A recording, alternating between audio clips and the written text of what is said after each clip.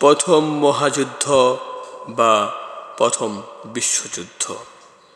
প্রথম মহাযুদ্ধ শুরু হয় একটি বিচ্ছিন্ন ঘটনাকে কেন্দ্র করে। বর্তমান বসনিয়া হার্জেগোভিনার রাজধানী সারায়েভোতে অস্ট্রো হাঙ্গেরিয়ান সাম্রাজ্যের যুবরাজ ফার্ডিনান্দকে সার্বীয় জাতীয়তাবাদীরা গুলি করে হত্যা করলে যুদ্ধের সূচনা হয়।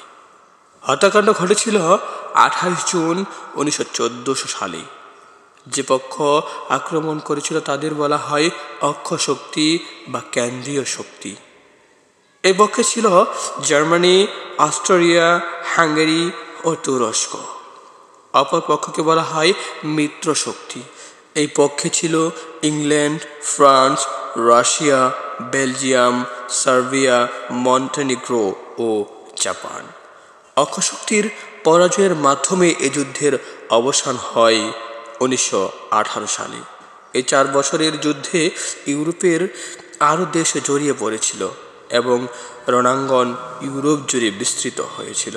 এ যুদ্ধের প্রায় 1 কোটি মানুষ প্রাণ হারায় এবং দ্বিগুণ মানুষ আহত হন।